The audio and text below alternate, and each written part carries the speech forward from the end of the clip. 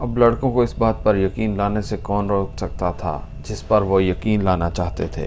اور جب کچھ لڑکے دھوپ میں بیٹھے ہیلی کاپٹروں کی آمد کے منتظر تھے، کینیسا اٹھا، مینڈوزا شراب کی ایک بوتل اٹھائی اور اپنے مریضوں کے ساتھ مل کر نجات کی خوشی میں گھٹا گھٹ چڑھا گیا۔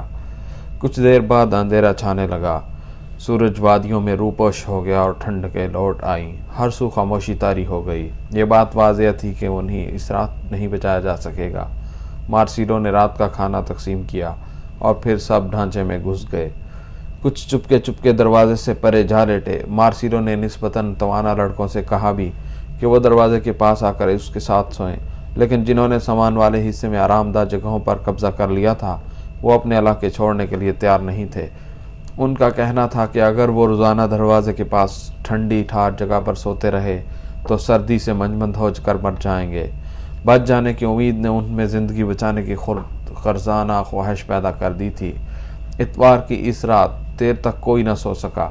کچھ کی رائے تھی کہ امدادی ہیلی کاپٹر صبح انہیں لینے پہنچ جائیں گے، کچھ اور کا کہنا تھا کہ ہیلی کاپٹر اتنی بلندی پر پرواز نہیں کر سکتے، آئی تو کوئی پیدل پارٹی آئے گی اور ان کے آنے تک ہفتہ عشرہ تو لگ ہی جائے گا۔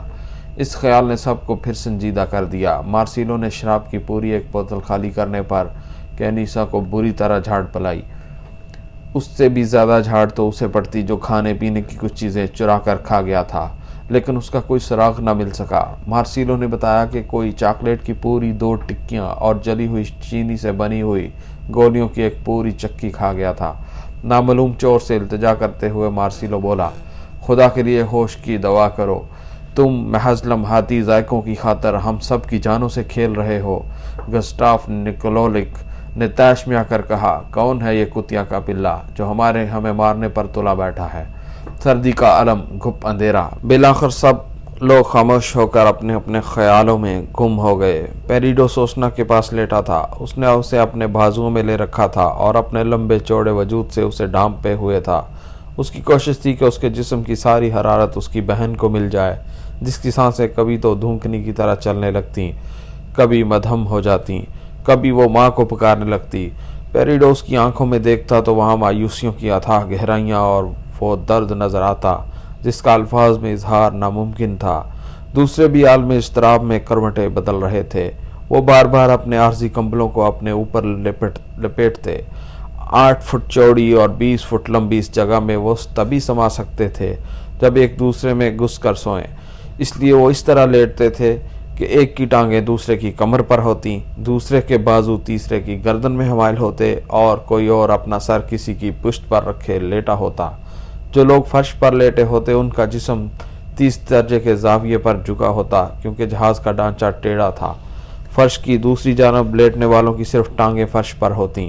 وہ لیٹتے تو اس طرح کہ انہوں نے دیوار سے ٹیک لگائی ہوتی۔ ان کے کولہے اس ریک پر ہوتے جو لگا تو سامان رکھنے کے لیے اوپر ہوتا ہے، لیکن جسے انہوں نے توڑ کر فرش پر بچھا لیا تھا کہ جہاز کا ترچھا پن کچھ تو کم ہو سکے۔ کرسیوں کی گدیوں سے کچھ آرام ملتا تھا، لیکن جگہ اتنی تنگ تھی کہ کوئی ایک آدمی بھی اپنی جگہ سے ہلنا چاہتا تو سب کو زحمت اٹھانی پڑتی۔ کوئی حرکت قابل قبول نہیں تھی۔ کوئی بیچارہ جسم کھجانے کے لیے ہاتھ بھی ہلاتا یا پیشاب کرنے کے لیے باہر جانا چاہتا تو اس پر گھالیوں کی بچھاڑ ہو جاتی۔ بعض اوقات تو ہلنا غیر ارادی طور پر ہوتا۔ کوئی لڑکا نیند میں اپنی ٹانگ ہلا بیٹھتا تو دوسری طرف لیٹے ہوئے لڑکے کے منہ پر جا پڑتی۔ ایک تو سوتے میں اٹھ بیٹھتا اور جسموں کو رونتا دروازے کی طرف بڑھتا اور کہتا، میں کوکا کولا لینے جا رہا ہوں۔ سب سے زیادہ جھلاہٹ رابرٹو کینیسا پر طاری تھی۔ ایک تو شراب کی بوتل خالی کرنے پر اسے جھاڑ پڑی تھی، دوسرے وہ تھا بھی تیز طبیعت کا مالک۔ 4 سال پہلے اس کے جو نفسیاتی معائنے کیے گئے تھے ان کے مطابق اس کی فطرت میں اشتعال انگیزی شامل تھی۔ رگبی ٹیم میں شمولیت اور طب کے پیشے کے انتخاب میں اس بات کو خاصا دخل حاصل تھا۔ خیال تھا کہ سرجری کی چیر پھاڑ اور رگبی کی بھاگ دوڑ میں اس کی فطری صلاحیتوں کے اظہار کو مثبت راستہ مل جائے گا۔ جب بھی کوئی لڑکا کراہتا، کینیسا اسے بکواس بند کرنے کو کہتا، حالانکہ اس سے بہتر کون جانتا تھا کہ لڑکوں پر الزام رکھنا درست نہیں تھا اس چیخنے چلانے میں۔ تاہم اسے یہ بات سوجی کہ ایک ایسا جھولا بنایا جائے جس میں زیادہ زخمی لوگوں کو سلایا جا سکے۔ دوسری صبح جب اس نے یہ خیال دوسروں کے سامنے پیش کیا تو لوگوں نے اس پر لعنت بھیجی، احمق، تم یہ جھولے بنا کر ہمیں مارنا چاہتے ہو؟ مجھے کوشش تو کرنے دو، کینیسا نے کہا، اور دانیال میسمون کے ساتھ مل کر وہ مناسب ساز و سامان ڈھونڈنے لگا۔ فیئر چائلڈ اس طرح بنایا گیا تھا کہ کرسیوں کو ہٹا کر سامان رکھنے کے لیے تیار کیا جا سکے، اور اس کے لیے سامان والے حصے میں نائلون کی پٹیاں اور چھوٹے چھوٹے پول موجود تھے۔ ان کے سروں پر ٹونٹیاں سی لگی ہوئی تھیں جو مسافروں کے کیبن کی دیواروں میں مختلف جگہوں پر لگی دھات میں فٹ بیٹھ جاتی تھی۔ کینیسا اور میسمون نے 2 پول لیے، انہیں فرش کے جوائنٹ میں پھنسایا، اوپر کے سروں کی ٹونٹیاں چھت کے سوراخوں میں پھنسائیں اور نائلون کی پٹیوں سے دونوں کے درمیان ایک جھولا سا بن دیا۔ پھر ان کے سروں کو دوسری پٹیوں کی مدد سے کھینچ کر دیواروں سے باندھ دیا۔ جھولا تیار ہو گیا، اس پر کم از کم 2 زخمی آسانی سے سو سکتے تھے۔ پھر انہیں خیال آیا کہ سامان والے حصے اور مسافروں کے کیبن کے درمیان جو دروازہ تھا اسے بھی اسی طرح استعمال کیا جا سکتا تھا۔ چنانچہ نائلون کی پٹیوں سے ان میں جھولے سے ڈھال کر ایک چوڑی سی نشست ان سے لٹکا دی گئی۔ اس طرح اس رات پلیٹیرو دروازے کے پاس سویا۔ ٹوٹی ٹانگوں والے 2 لڑکے دیوار گیر بستر پر جا لیٹے اور 2 لڑکے جھولے میں سوئے۔ یہ سب کے سب آرام سے تھے۔ باقی لوگوں کو بھی ان کی آہوزاری سے نجات مل گئی، لیکن ایک مسئلہ حل کرتے ہوئے وہ ایک اور مشکل میں پڑ گئے تھے۔ ارد گرد لیٹنے والوں کے جسموں کی حرارت سے وہ محروم ہو گئے تھے۔ اب وہ جہاز میں دراتی بھناتی ہوا کے رحم و کرم پر تھے۔ فالتو کمبل دیے گئے، لیکن جسموں کی جو حرارت انہیں نیچے لیٹنے میں میسر تھی اس کا بدل نہ مل سکتا تھا۔ اب دوسروں کے ساتھ لیٹ کر مصیبت اٹھانے اور برفانی ہوا میں لیٹنے کی زحمت میں انتخاب درپیش تھا۔ ایک ایک کر کے وہ نیچے آتے گئے، یہاں تک کہ صرف وہ 2 رہ گئے، ریفائل اور آرتورو نوگویرا۔ پیر کی صبح حادثے کے چوتھے دن کئی سخت زخمیوں میں صحت کے آثار نمودار ہوئے۔ اگرچہ ان کے علاج کے لیے نہایت ابتدائی اور معمولی اقدامات کیے گئے تھے، لیکن سوجن اترنے لگی تھی اور زخم بھرنے لگے تھے۔ وزنطین، جس کے بارے میں خیال تھا کہ زیادہ خون بہہ جانے کی وجہ سے دم توڑ دے گا، اٹھ بیٹھا اور زربینو سے بولا کہ وہ باہر جا کر پیشاب کرنے میں اس کی مدد کرے۔ اس کا پیشاب گہرے بھورے رنگ کا تھا، جسے دیکھ کر زربینو نے اسے بتایا کہ اسے یرکان کا خدشہ ہے۔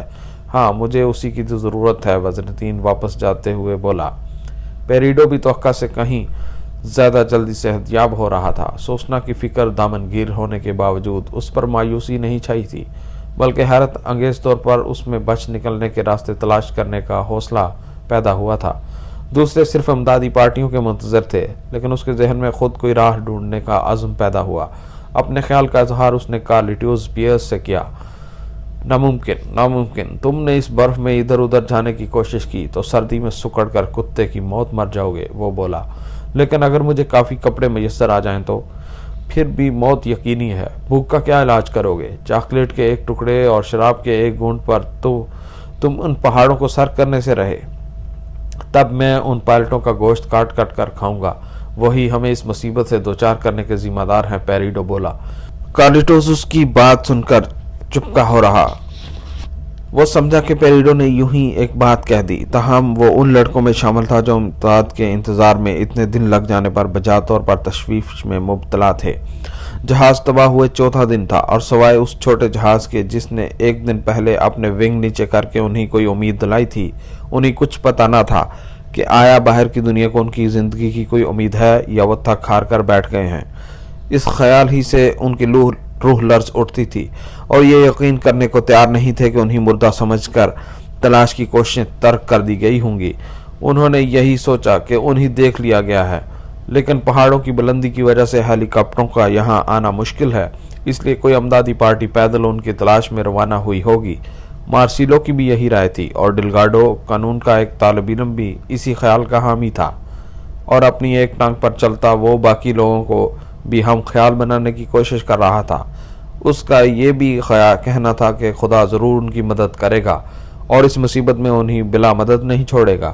کئی لڑکے اس کے شکر گزار تھے، کیونکہ اس نے اپنے امید افزا بیانات سے اس گھبراہٹ کو کافی حد تک دور کر دیا تھا۔ جو لڑکے اپنے دلوں میں محسوس کر رہے تھے وہ تاریک پہلو پر نظر رکھنے والے اس گروپ سے متفق نہیں تھے جو طرح طرح کے الٹے سیدھے سوالات اٹھاتے تھے۔ ان میں پیریڈو، سٹارچ برادران، کینیسا اور زربینو شامل تھے۔